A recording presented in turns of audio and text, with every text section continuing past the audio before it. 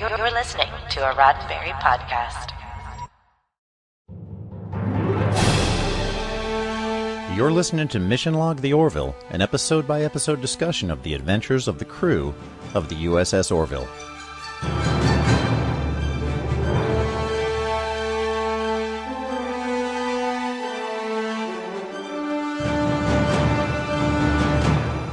Welcome to the supplemental episode of Mission Log the Orville. This week we have Joel McNeely, who, if you're watching this, is right below us. Joel is a graduate of the University of Miami and the Eastman School of Music. He composed for Walt Disney Television, The Young Indiana Jones Chronicles, Police Story 3, Vegas Vacation, American Dad, A Million Ways to Die in the West, The Orville, and so much more. I'm not going to go for it.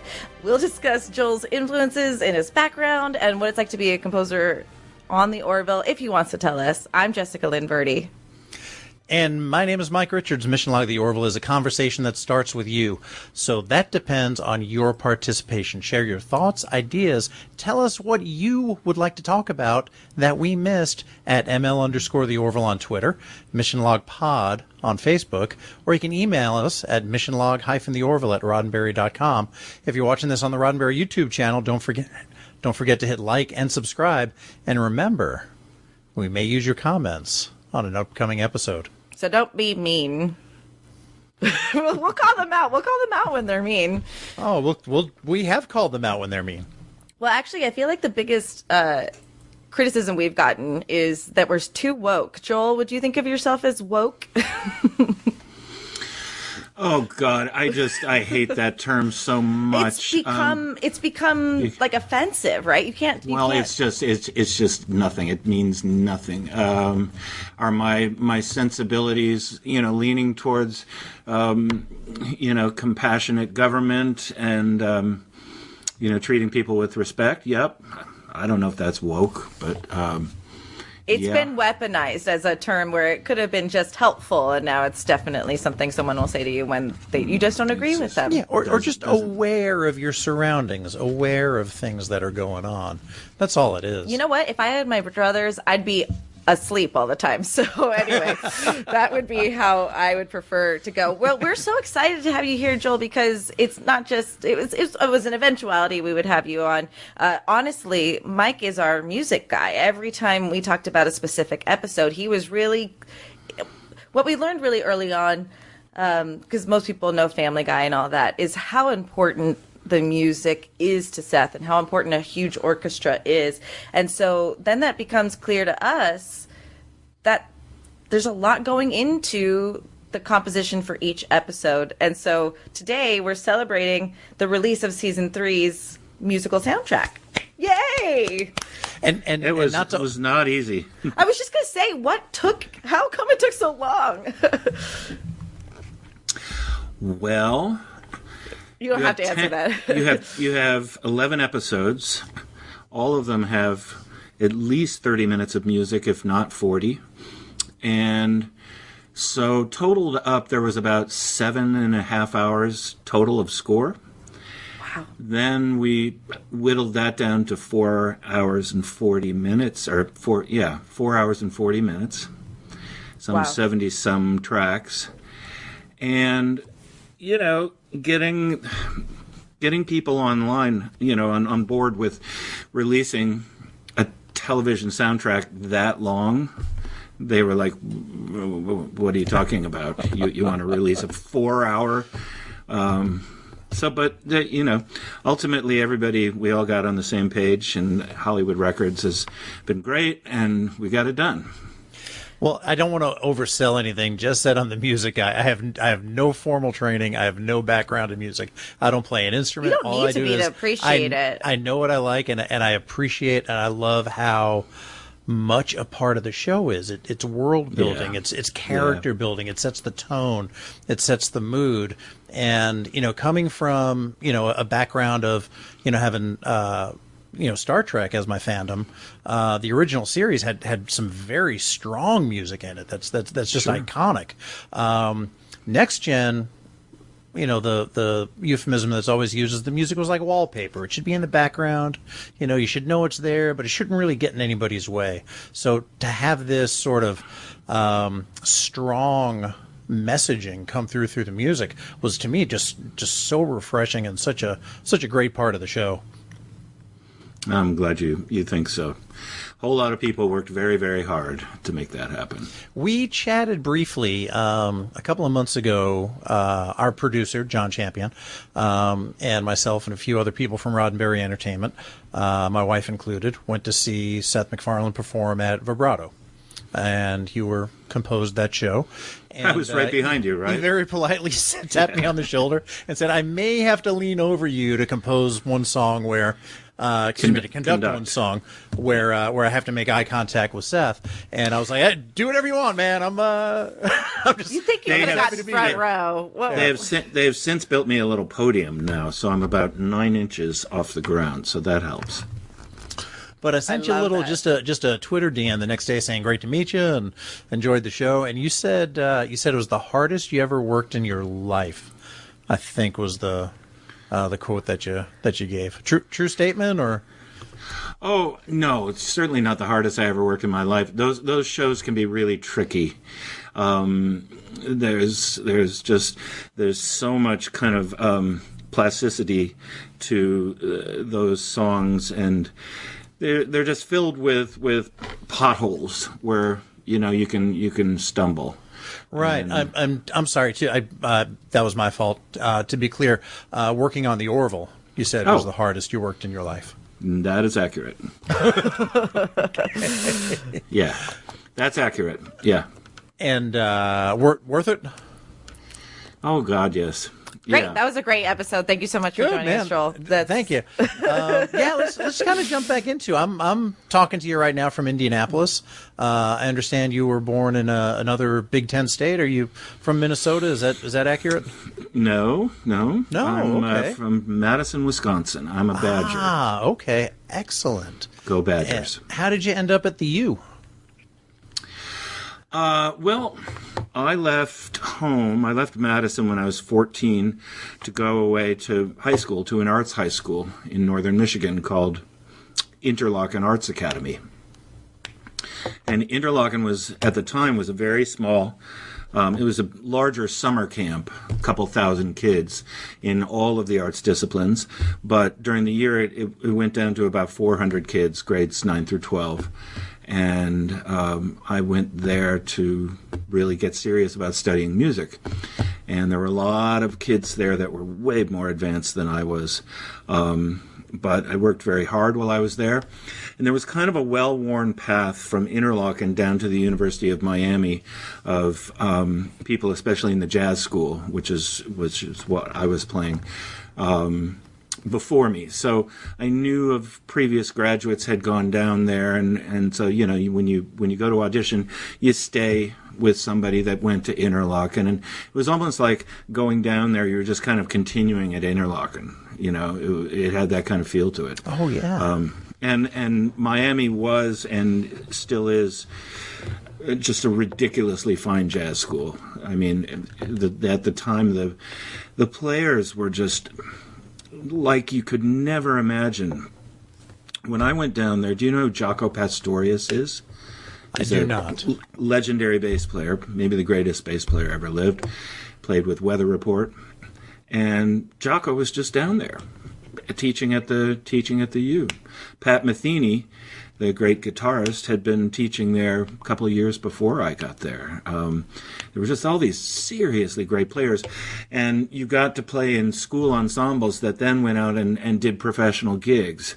So, by the time I was a junior, I was going to school during the day and then going to work to play with Tony Bennett 6 nights a week. Wow.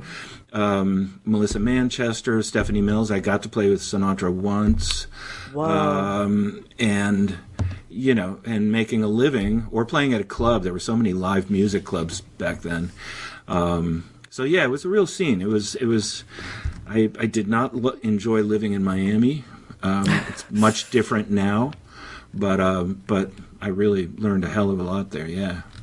I think that's what's so interesting about like the jazz culture too, is that you just have all these greats. They're either playing at a club or they're coming to the college and just here's how I do it, and then moving on. So how do you end up accumulating your style after learning from so many different people? Well, gosh, I sort of truncated my jazz education because, my niche was that I was a flute player first and then a sax player. And, there are some great flute players that play saxophone, but that's generally not a strength. If you're a sax player, flute, they play flute, but just okay.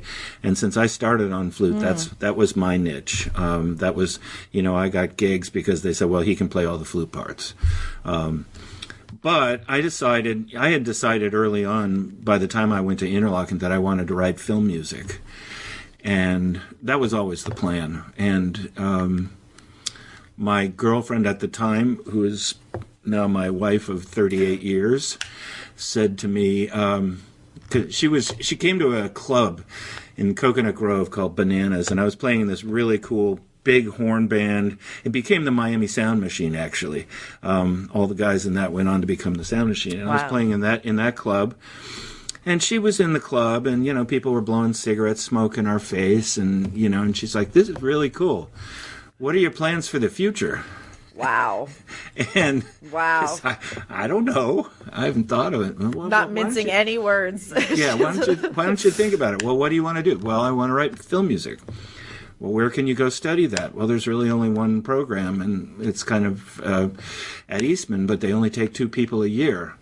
And I said, well, how do we get an application? That's actually really awesome, though, because the converse can happen, too, especially with the arts, where you meet somebody and they really don't feel like you have a future, so they're looking for you to get a cushion job doing something else while you go play jazz or whatever. So obviously you married the right woman who went, let's find out how to maximize your gift and make the most out of it. She's a great musician. She's a phenomenal musician.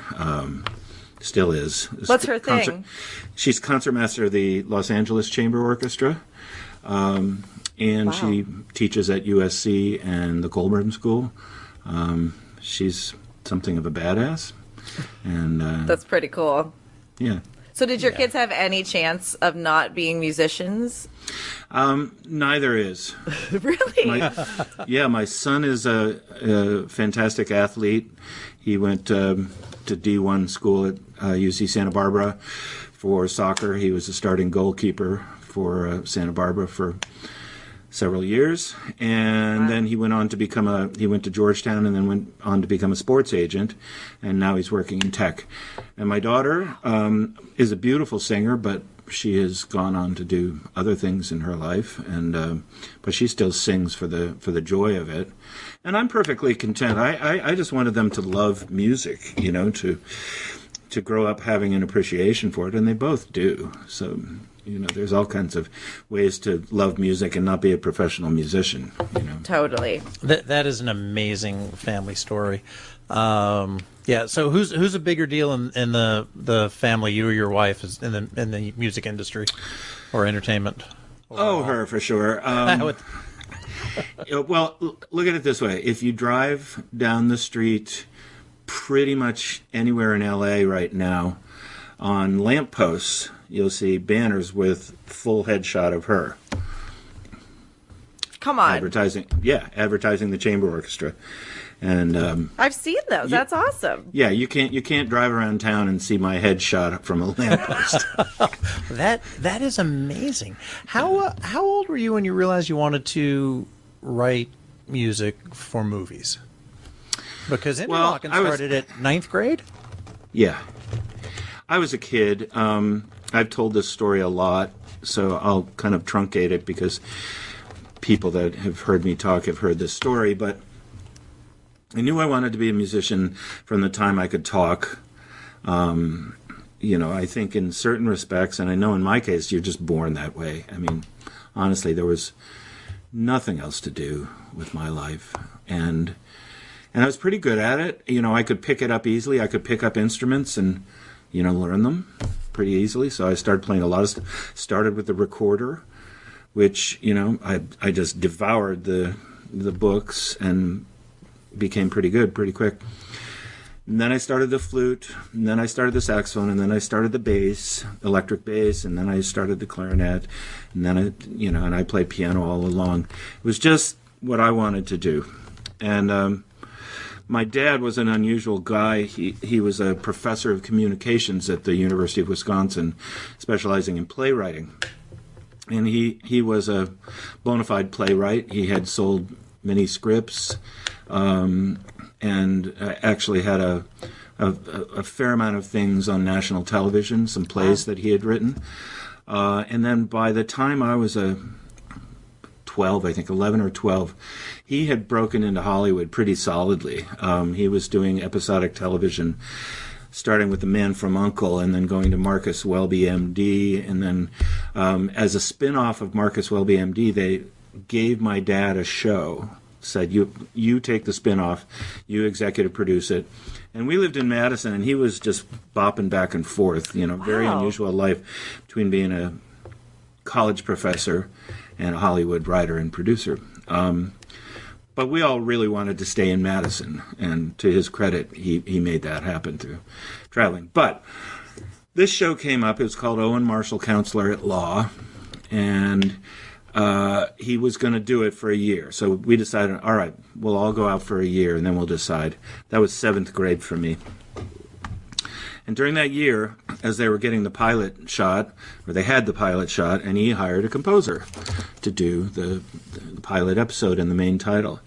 And the composer he hired was Elmer Bernstein, who even then I was a fan of his. His score to Kill a Mockingbird. I remember I was 8 years old, just falling in love with that. And Elmer was then and was a huge deal in my life. So I went to Universal Studios on the day, and there was this orchestra sitting there with their stand lights in the dark and this big movie screen, and they were projecting my dad's movie on it, and Elmer was conducting this orchestra live to the movie. And my dad had told him that I was interested in being a musician, and he had a set of scores prepared for me on the podium, and he already had like a little chair for me sitting next to him on the podium. And so I got to sit there, like right next to Elmer, and watch him conduct this orchestra and look at the scores. And, he single-handedly just picked me up and said, okay, that's what you're going to do for a living. And, they talk about lightning bolt moments, but yeah, that was seminal in changing my life. That's beautiful. That's a beautiful story. That's what I've wanted to do all along. And I'm grateful that I got to do it, do it. I love stories like that. I mean, I feel very fortunate that I knew what I wanted to do from the time I was about 5, 6, 7 years old. And I never, my brother, who is in every way as smarter, more talented than I am, just never really found that one thing he wanted to do. And he's got a great life. His career has kind of been, not possibly as fulfilling. So I love that getting a chance to live your dream and know what you want to do from it's a gift, and not having to make that decision. I've always thought that. Margaret was the same way. She started the violin when she was 3. She was playing concerts by the time she was 6. I mean, like solo concerts. And so, I'm very fortunate to have life say, okay, here's your direction, off you go. Yeah, it does make things just a little bit easier. It doesn't mean success is guaranteed for you. No. But something about this culture too is you have to find the thing you're good at. Your brother's probably perfectly fine, Mike, but he's like he's doing fine. He's a couple of cruises. His wife's a traveling nurse. They got plenty of money. He's retired early. He's doing fine. Just career wise, I feel like he just kind of worked as a means to an end and not as an area of fulfillment. I think it's a gift, and that people who do know what they want to do, who find their passion, are lucky. Was my only point. Totally. I want to ask you a little bit about a year ago. I was working on a pretty large project at work that had to do with leadership and mentorship and leadership style. And we compared one style of leadership to kind of reading a recipe book. and we compared another style of leadership to jazz, to being able to modify your style based on the people around you. Sometimes that might be autocratic, sometimes it might be democratic, sometimes it might be collaborative, sometimes you might just be the helper, sometimes you just stay the heck out of the way because everybody knows what they're doing. And the analogy that was brought up, and I saw this for the first time, from some words that Jack McKinney spoke to the Lakers when he was taking over as the head coach there, was that their offense was pretty much like a cookbook.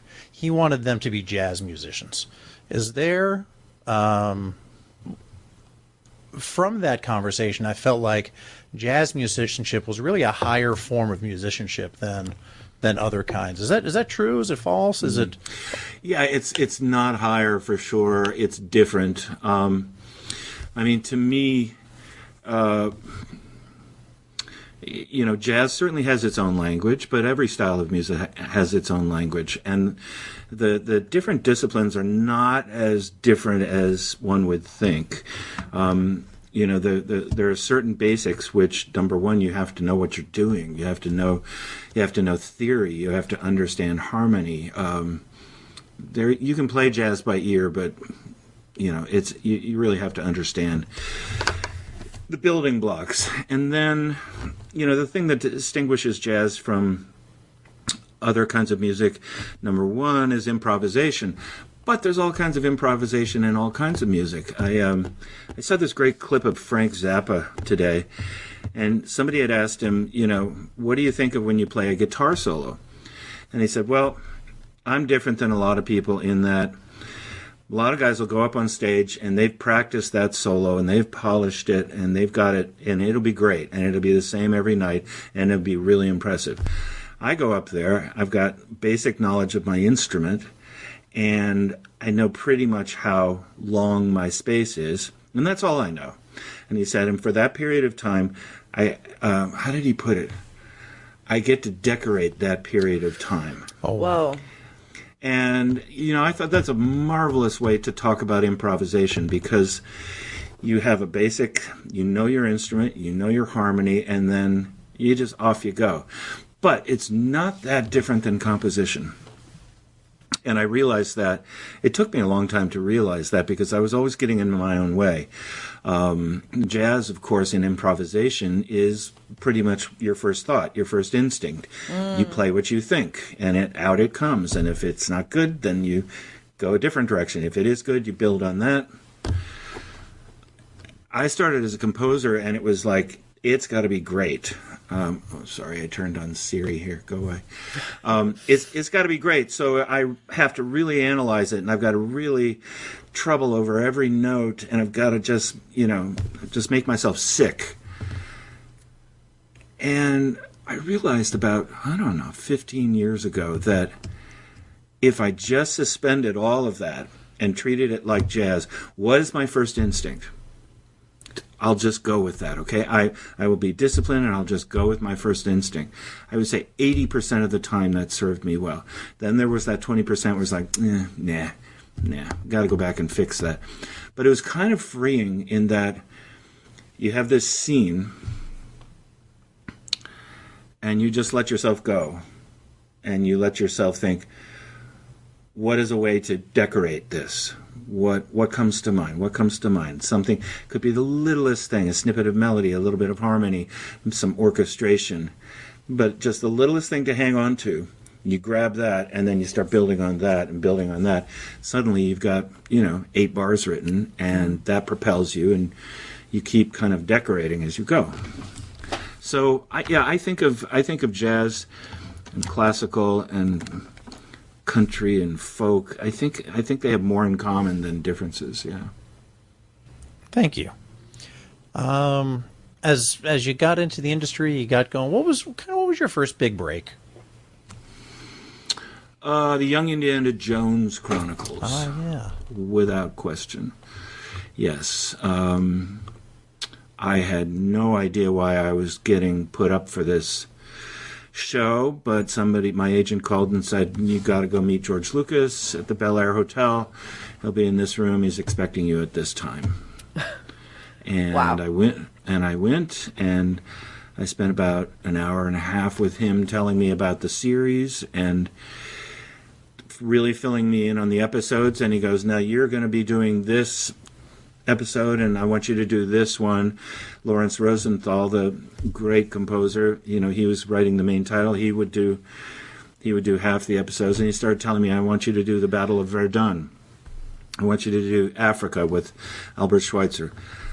And I suddenly realized, as I'm in the middle of the meeting, this is not an audition. I've got the job. Whoa. I'll never forget the car ride home, thinking, holy crap, this is going to change my life. I'm surprised you could concentrate on driving the car. And how do I do it? This is way above my skill level, way above. So there was panic and, flop sweat, all of that. But I just went to work, and I worked really, really hard.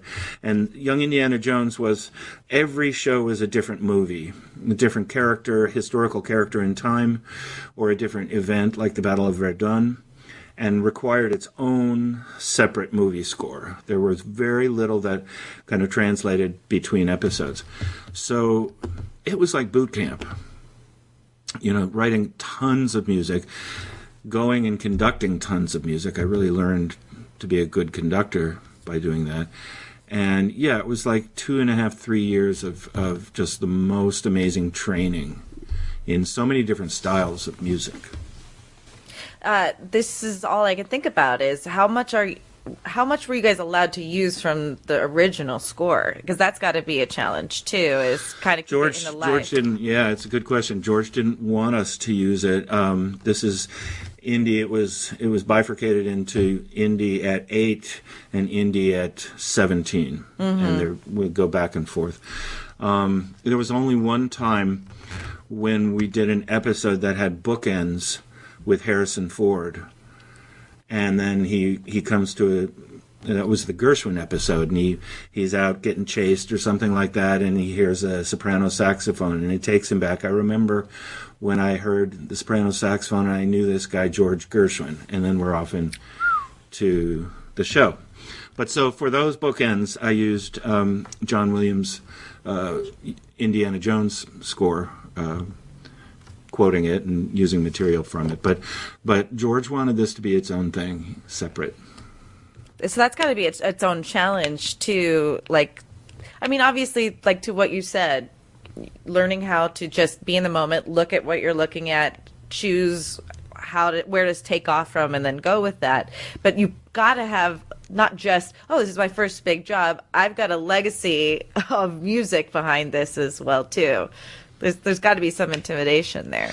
Oh, no question. The biggest challenge, other than the long hours of that job, was not looking sideways. Just not like, holy crap, what am I doing? What am I doing here? And just trying to focus on the task at hand. Today I have to write this scene, And then, as I started to do some shows and got a little bit of experience under my belt, then it started getting really fun. And we traveled all over the world working with different orchestras. We went to Munich, we went to London, we went to Perth, Australia. It was crazy. Amazing. Super fun.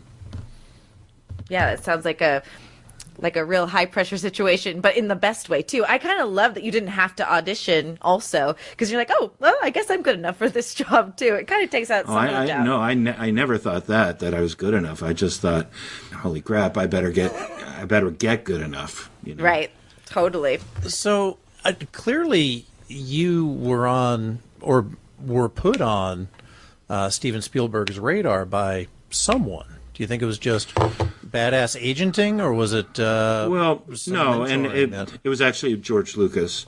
I'm sorry. But no, I was told that John Williams was aware of my work and had floated my name. And then, of course, Lawrence Rosenthal was the first composer they brought on. So yeah. Yeah, that's Changed very my life. cool.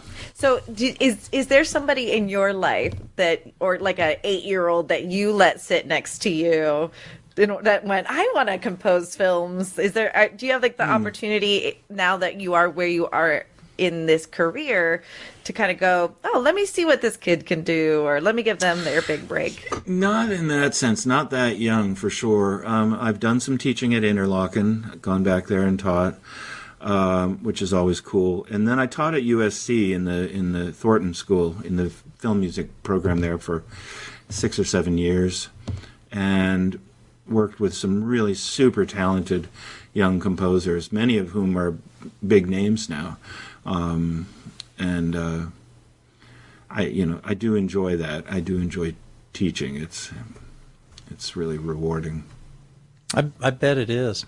Just that chance to kind of pass it on to the next generation and pay it forward, if you will. We're here mostly to talk about the Orville. We always like to get let's talk about the Orville from you. How did you? I watched an interview that you did earlier on, and to try to prepare for this. And if I'm correct, and I haven't been yet tonight, the way I read it was you got brought in. You chatted a little bit about Family Guy, and then were brought in to work on American Dad later on. Is that kind of how it went down? How Seth and I started working together? Right. Yeah. Yes, I went in for a meet and greet meeting on Family Guy, and ultimately didn't wind up doing that, of course. And then around, 2008, I think, 2007, I got a call saying, are you interested in doing American Dad? And then Seth called up and said, hey, let's have lunch. And we went out and we talked and we had lunch and we had a great time and talked about, pretty much everything but American Dad. We talked about film music. He's got this unbelievable encyclopedic knowledge of film music. His iPod is it should be a national treasure. He's got like every single unreleased film score ever made on there. You can say, we were at dinner the other night, and I just started working on an American Dad that's a Scooby-Doo takeoff. Scooby-Doo American Dad episode. Mm-hmm. Real fun.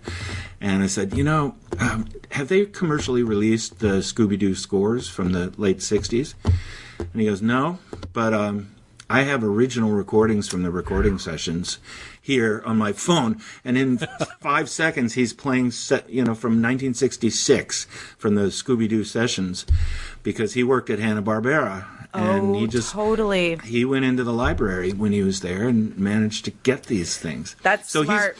He's got this fabulous knowledge about film music, and I always delight in him teaching me things, about film scores.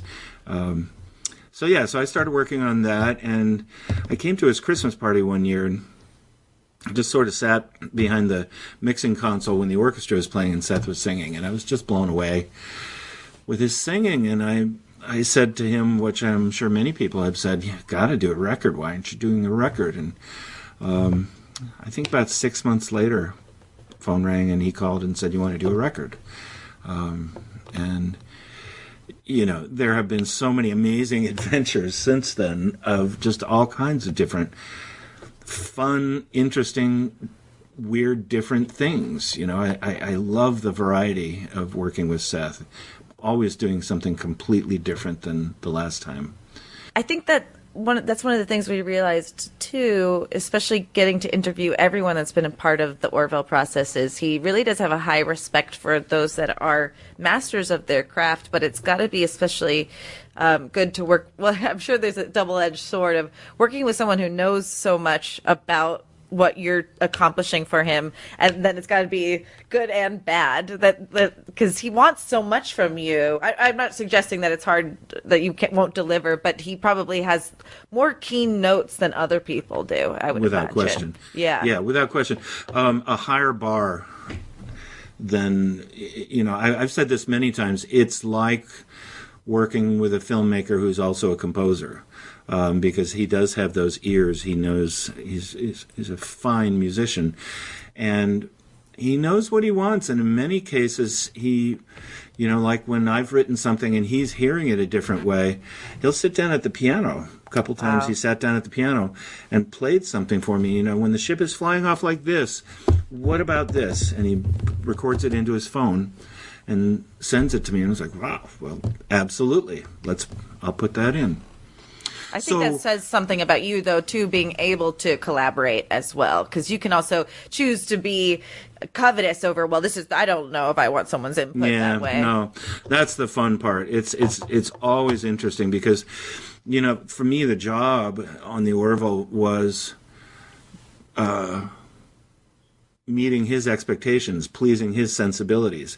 I'd send off a 4 or 5 minute cue, and he generally gets back right away. This is fantastic, or I have a couple notes, So I send off a 4 or 5 minute cue, and, I don't hear something for an hour, and I'm like, oh, God.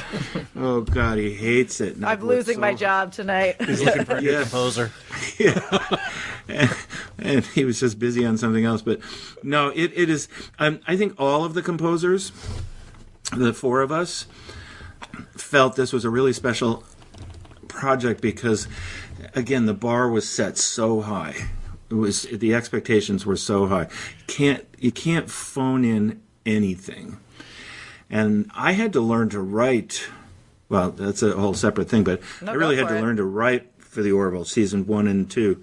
I was finding my way. I didn't really know the language. Certainly for the first season, I was struggling. Second season, I got a kind of a hold of what he was hearing and what he was wanting. And then by the third season, I felt like I was in the zone. Well, that doesn't sound uncommon for everyone behind the scenes, though, for season 1, too, because he had the idea of what he wanted, but Fox wanted something different. And, right. It's not a universe that didn't know what it was, but the audience took a second to figure out what it was. Well, too, so yeah, but we all in every part of the show were finding our way for the first season. Matters of tone, in the scripts, matters of balance of comedy versus drama, matters of the heart. Totally. Yeah, the heart. That's very interesting. I know I've got sci-fi questions to ask you, Mike. What's on your mind? You mentioned working with the with Andrew, John, and Kevin. And I was curious how. I watched the show from week to week. I always mention who composed the music for it, as well as who directed, who wrote. And I can hear cues from different folks, but the music is incredibly consistent from episode to episode across composers. How do you? It doesn't. In other words, it doesn't sound like I'm listening to a different show. Right. It sounds like I'm listening to the Orville, no matter which of you composed the music that week. How do you maintain that consistency and that standardization, I guess, across different folks? Yeah, it's great that you noticed that because that is the case. And, we all worked in our own silos. We had nothing to do with each other during the show. We weren't a team. We were each doing our own episodes. No, that's all Seth. He painted the picture. He took examples of music and say, here's something like I'm thinking something like this, or for here, once we get into that, wouldn't it be something like this would be better.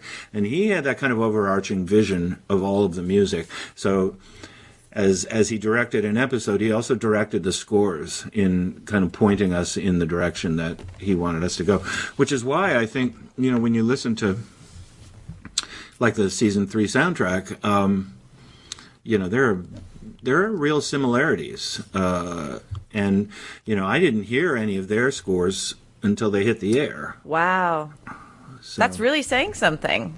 Yeah. I mean, it's nice. That's why I think that's why something that Mike is so concerned with, and rightfully so, is the leadership quality that ends up giving us this show. That he knows how to let people go do what they're good at, and also knows how to tie it all together to make sure it's cohesive. I actually wanted to pick your brain about something a little bit different. I don't know if you've heard any of the criticism on the Marvel movies, who seem to be afraid to give strong choices when it comes to music and composition. Is that something you've heard of or are aware of, that that's a criticism? No, I haven't heard that. I don't really pay a lot of attention to kind of what's said about different movies. I think everybody has their own job, and a composer's job is to give the filmmaker what they want. And Marvel certainly has established, just like we established, a certain kind of, here's the groove, and this is the groove we're working in. And I just feel lucky that I found this groove with a man whose musicianship I so respect, where last season 3, I decided at the beginning, I've been doing this for a long time, and I started looking at the shows, and they were really good, and I thought, I've never said to myself, how good can you be? What's the very best you can make something? And I made a little deal with myself at the beginning of the season that I was going to try and outwrite anything I'd ever written before. And I didn't even tell anybody, really. I told Seth after the fact, but I just wanted to listen to the music afterwards and go, yeah, I really did take a step up on this. And that in its own way made it really special. Because I listen back to those cues, and it takes me back to the writing of it and where I was and how hard it is. It's just hard work. So many long hours. It's backbreaking almost. But the old quote, I hate writing, I love having written. That's really true. Well, when Seth was on our show, he said, I think people are going to look at season 3 and see that it's the season where we swung for the fences. Yes. And I think your effort was very much instrumental, pun intended, with that. Who's the improver now? And another thing that Seth told us was that throughout his career, he's always, whenever he's found the right person or the right people, he makes sure he continues to work with them over and over and over again. Yeah. American Dad, Million Ways to Die in the West, The Orville, Ted. So obviously you're one of those folks that he trusts to do what his vision looks to be done, and that is amazing. When you listen to the season 3 soundtrack, did you listen to it from top to bottom since it's been released, or okay? No. I'm too close to it. I am not going to sit down and listen to 4.5 hours of Orville music. As much as I love the show, it's like saying if you work in an ice cream factory and you're going to come home from work and eat ice cream for dinner. I mean, it's you're too close to it. Yeah. I've listened to my stuff a couple times, and then I've kind of gone through and listened to my colleagues' work and kind of just spot checked, and I have not listened to the whole thing, but I think the level's remarkably high, very consistent. And the four of you are equals among. Is there a hierarchy to the four of you, or just four working in silos? Well, it was Seth assigns episodes. Okay. So yeah. And what do you have to work with when you are writing for that episode? Do you have principal photography? Do you have script? I do. Okay. Yeah, I have a picture that is close to being locked. That the edit is signed off on, and they're not going to change anything. That's where I come in. Film scoring, music is one of the last processes. It's basically the second to last process in terms of sound. Obviously, the computer, the graphics go on almost till the thing airs. Wow. But in terms of sound, we score, and then the mix happens with dialogue and sound effects and music, and that's it. So I get a fairly finished picture. The things that aren't finished are effects, computer graphics, all of that. They can be, like a storyboard almost. It's funny. It took me about 6 to 8 weeks to write an episode because I was really taking my time. And in that time, they get the picture more finished, and by the time I get to be ready to record it, I go into the studio, and they've got the picture almost finished. So the first time I'm seeing those graphics is at my recording session.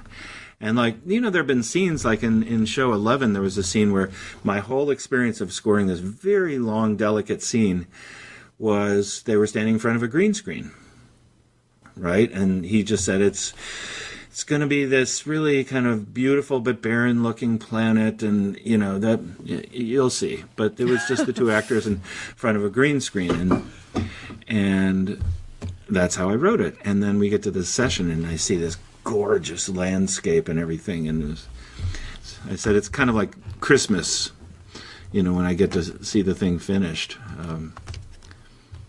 That's amazing, and that's when all that hard work that you said pays off. Hate the work, hate writing, love having written. Is that how you said it? Okay. Yeah.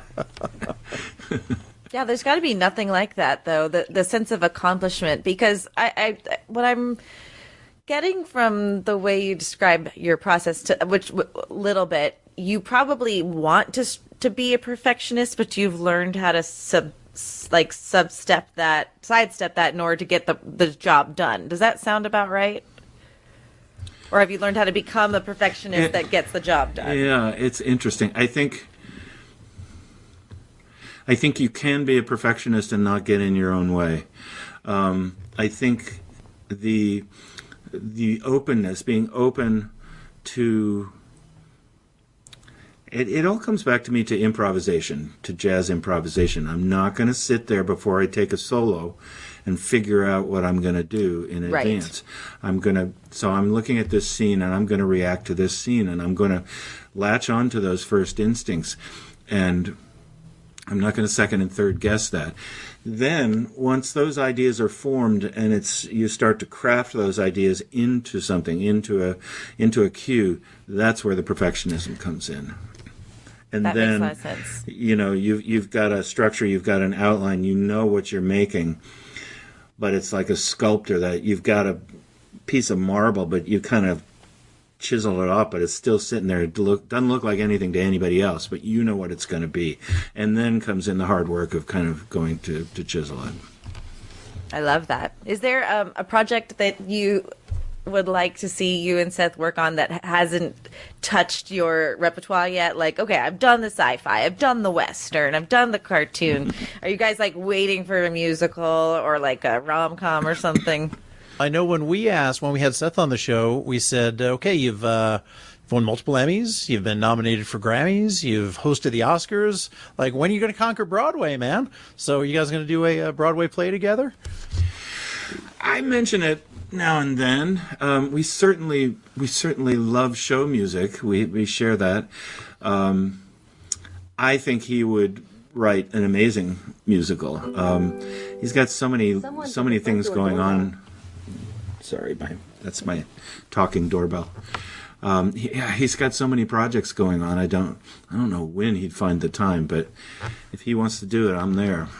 You're the guy. I love that. Clearly, he does. I may not be the guy either. There may be better people than me, but I'll be there in any way I can to, I'll hold the door. Well, I think it says something though to Mike's earlier point that if you're also helping him compose his shows, I think that's really cool. I actually got to see him years ago perform with Sarah Bareilles in Los Angeles. A friend of mine's like, I have a ticket, so I'm like, great, we're gonna go do that now. I was conducting. I had a feeling that was the case, so I was there. I was there really young. At LA Live? That sounds right. Yeah. Yeah.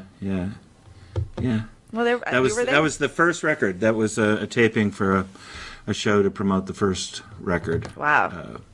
music. Yeah, because they were filming it, right? I do remember that. I do believe. Yep. And I remember and being starstruck. Showed on the Epic Network. Yeah, it was so great to get Sarah to do that. Oh my gosh, I adore her. She is just one of the world's best people and one of the world's greatest singers. And such a great songwriter too. She just really, she's someone who clearly, from what little I know of her, she knew who she was and what she was going to offer the music industry. And really, even though she knows how to play the Hollywood game, she can still do her own. She can go on her own road, and I love that. It's a really nice icon. Yeah, we've been lucky enough to do 3 or 4 things with Sarah, and every time we get in the studio, I'm just blown away by.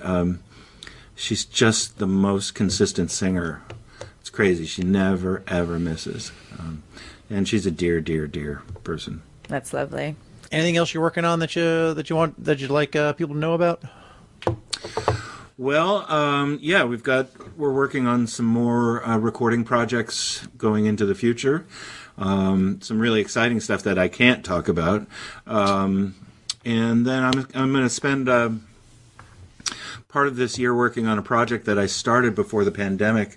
I've done a lot of projects and had a lot of fun working with Imagineering for the Disney company, and writing music for their worlds, sometimes their attractions, sometimes a whole world, and I really enjoy doing that. And I'm working on an attraction for the Tokyo Disney park, and as I said, I started it before the pandemic. Then the whole thing just kind of got stopped, and now it's picking back up, and we'll be finishing that this year. That's and amazing. You've been, I know when we introduced you, we said, and so much more, but your work with Disney goes back 40 years or so with Disney Television and the Tinkerbell movies and Mulan 2 and so much. Yeah, the Tinkerbell movies were like 10 years of my life. Oh my gosh. Where I really did, other than working with Seth, I really did nothing else. And it was great. I started when my daughter was 7 or 8. And so, imagine being the guy writing the music to Tinkerbell. And we had a children's choir in the first movie. And I got her to come in and sing with the children's choir. I think we broke every rule. You're not supposed to hire your kids. But she came in, and I can hear her voice. She's got at the time, she had a distinctive little kind of voice. And when I hear that score, I can pick her voice out. So it's a great little time capsule. And it was, I did four movies and a bunch of other stuff. And it was fun to share that with her. Yeah. It's got to be a magical memory for her, too, I think. I think so. I can imagine. She always went to the premiere. She was always my date to the premiere. I mean, it's Tinkerbell. That's like, you're the coolest dad. That's a career day. You just won. Yeah. That's so sweet. Well, I know I feel like we could have a whole nother conversation. I want to congratulate you on the release of this. What I think is one of the most exciting things about releasing the music is how excited people were for it. It's not just, oh, well, here goes this, CD. People might want to listen to it. It's also people are so hungry for the Orville, and which I really think is just a cool thing, because eventually season 4 is going to get announced. It's going to, one way or another, something will happen. But it's so cool to see people excited and appreciative of the work you did, to the point where they're like, awesome, the soundtrack's out. So congratulations on that. I'm so happy to hear that. As you say, we all swung for the fences. And, the one thing I didn't mention about the soundtrack, it's great that people are appreciating it. I'm really grateful for that. And the thing I need to mention is, Seth made sure we had resources that pretty much no television show has ever had, the kind of horsepower we had. It was regularly 80 to 90 players, sometimes more. And to have that palette to work with, which, even big budget features now sometimes don't have the budget for that, to have that on every episode. And then these players, our colleagues here in Los Angeles are amazing on any given day. But it was really fun to see them come in and go, oh, we're going to be challenged today. Oh, I better look. Oh, there's some stuff to play here. All right. And you saw everybody kind of lift up and kind of lean in a little bit. And I think they sound just incredible. I think these players and this orchestra is just unparalleled. That's pretty effing cool. I think that's pretty cool. It is. Yeah, there's a video from one of my sessions where that Seth shot and Tom and John Cassar all went out. We were dead in the water. Here's one final story for you. Oh, great. We'll take it. This was during COVID, and we were dead in the water because my fourth trumpet player had showed up to the gig. You have to get a COVID test the day before and the day of. And he had tested negative the day before, and he showed up the day of with a high fever. And even though he had tested negative, he said, they have a COVID officer there, and they said, I'm sorry, you can't come in. And the music I had written, I really did need 4 trumpets. It wasn't just a throwaway fourth. It was really integral to the sound. So we couldn't do anything. We called somebody, and he was on his way. And he got there quickly. He got there within an hour. But then he had to be COVID tested with a PCR test that took 3 or 4 hours to get the results. So he was just sitting in the green room waiting to be okayed to come into the room. So I thought, all right, we're stuck. We can't record anything, but we can rehearse. So we spent those 3 hours just going through everything and rehearsing and massaging and getting all the nuances down. And towards the end of that, where we were just, we're kind of done. We've rehearsed everything. What do you want to do? Seth said, let's make a video. And, that cue where, they're flying into Earth. Let's do that again. And so Tom and John, they all, if you look in this video, you'll see them like walking around in the room in the corners. And they shot the thing, and then Tom did a great job of editing it all together. And now, actually, I think Tom posted it. They had to blur out the I sort of remember Orville. This video. Yeah, they had to blur out the video because the shows hadn't aired. Now Tom has posted a kind of a split screen where you've now got the orchestra and then what we were scoring to below it.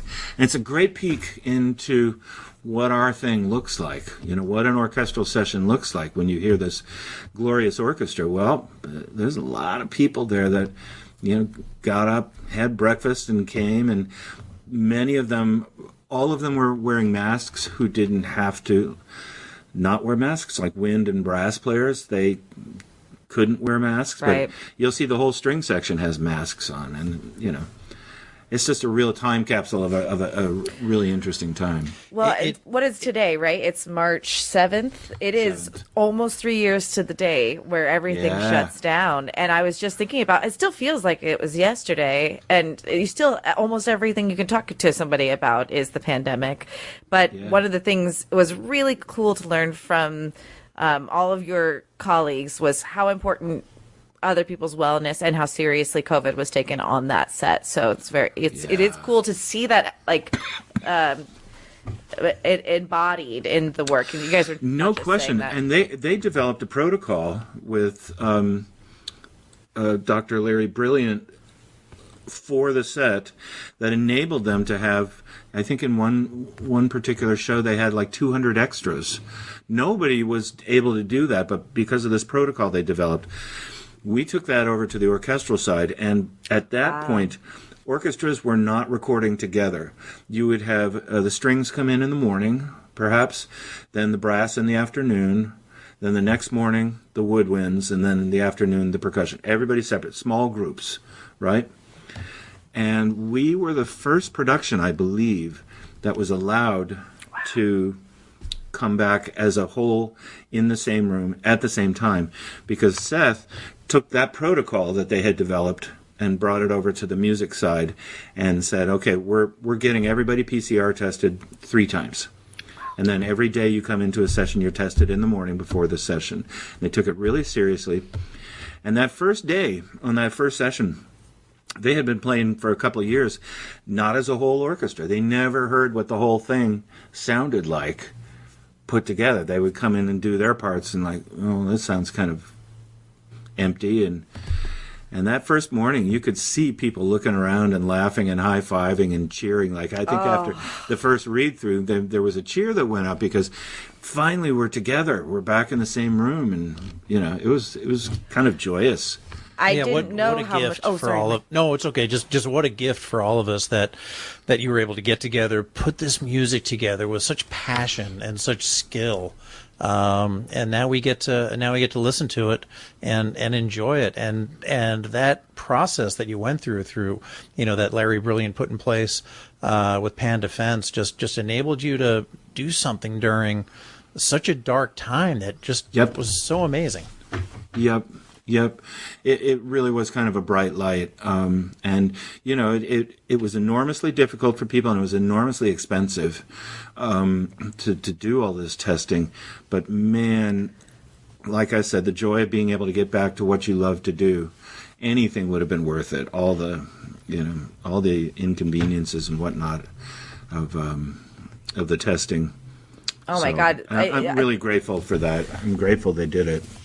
People I don't think understood, a lot of people were missing their workplaces, but as performers or artists, not having that audience or having your synergy with an ensemble, until you did it again, you didn't realize how much you missed it, because we all knew how to make do, but it does make a difference. And obviously Seth values what you guys do. The shows, the episodes are amazing because of what you guys are capable of getting done. So that's some pretty great artwork there. I'm glad. It was a labor of love for sure, and it really is fun to see it all come together.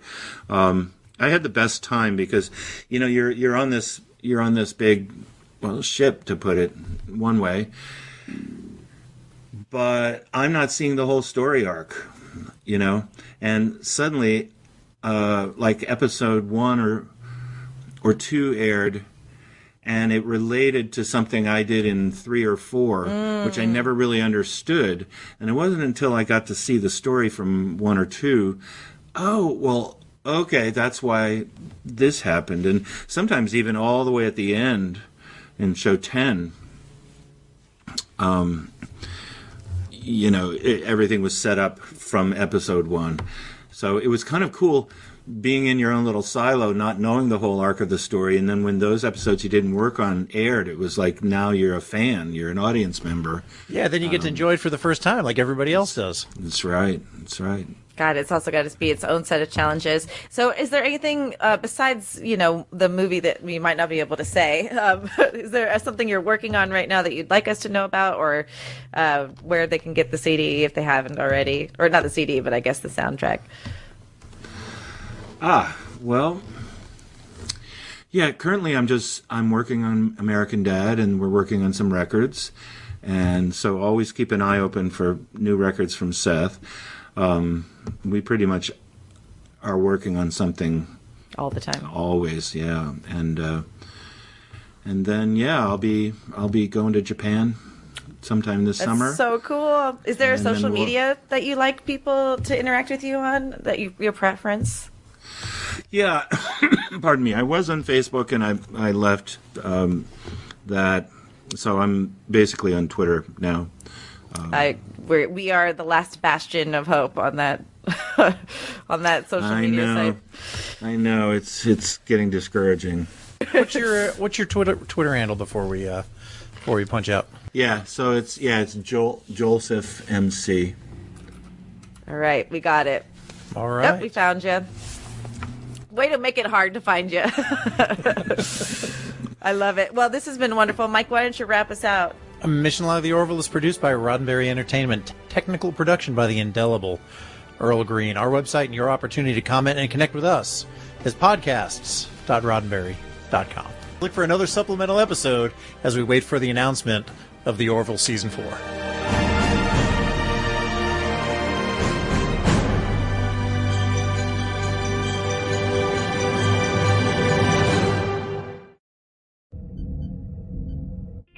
This is a Roddenberry podcast. For more great podcasts, visit podcast.roddenberry.com.